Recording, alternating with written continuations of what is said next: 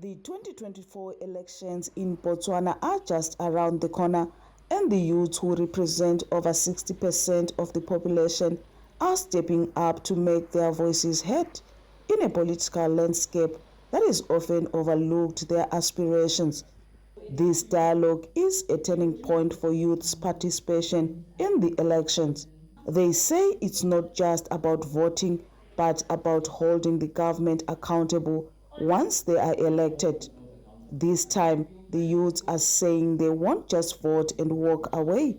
The youth have traditionally been neglected in political campaigns and political policies as a whole, and this is because we don't participate in elections. So I'm hoping that this becomes the first step in a 1,000-mile journey to becoming a group that is recognized, and by the time I leave the bracket, they would be a group that is taken seriously. And when any policy considerations are made, it's not just ticking a box, but it's meaningful inclusion and consideration for the youth. However, while enthusiasm is high among many young people, they remain concerned about how independent the country's electoral commission is and its ability to execute its mandate.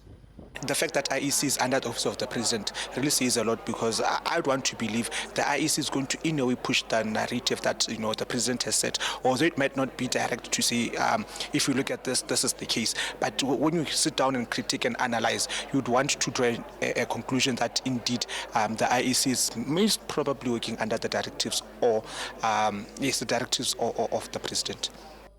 The lack of confidence in political structures is another of the factors driving empathy among the young.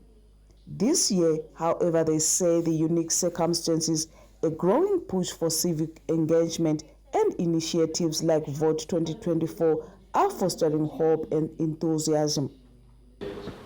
The overarching theme as to why there is a lot of motivation with regards to this election is basically a protest against the ruling government, the policies of which they've implemented, and what they failed to do in terms of meeting our needs. So, yes, just to answer that question, it is somewhat of a protest, and hence why there is somewhat of uncertainty with regards to the results or what should we expect in these upcoming elections. Despite the obstacle, it's clear that many young people are keen to engage and are preparing to take charge, while also recognizing that improvements are needed in how politicians address their concerns.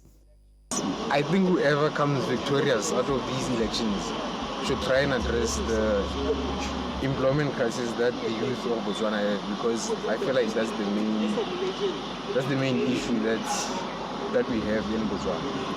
As Botswana heads towards its elections, the voices of its youth are more critical than ever. They demand more than just empty promises. They seek a government that prioritizes their future. In Gaborone, Botswana, for News Central, Bongani, Siziba.